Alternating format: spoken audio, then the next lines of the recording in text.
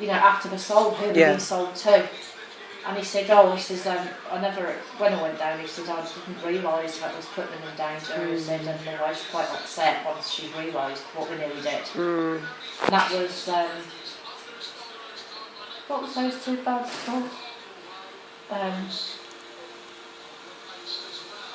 From the Tweenies, fell on Fizz. The Tweenies.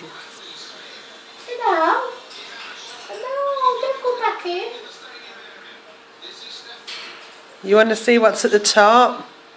Yeah. You wait till you see what's up there. Go and have a look. Whoa! What's that? Yeah. Wow! Go and have a look. Can you see? He's not sure, is he? He's a bit uncertain. It's like, what do I do? Do I go back in? I don't want him to go back in. I don't want to shut the door on him. Because that's not fair.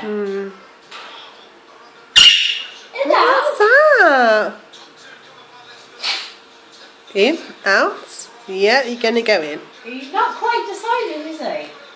No, I don't know if he.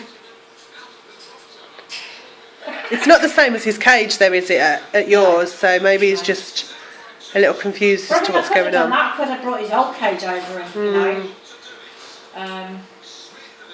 Whenever I take parrots from people, I usually ask if I can have the cage as well. Because, like his rat cage, you know, I made him stay in it the first week he was at mine. But no, he was so sick.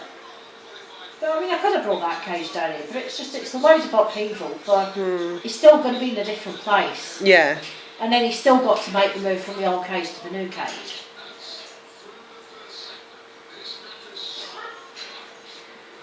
Go and have a look. Ah, you found a perch. Ah. Ah.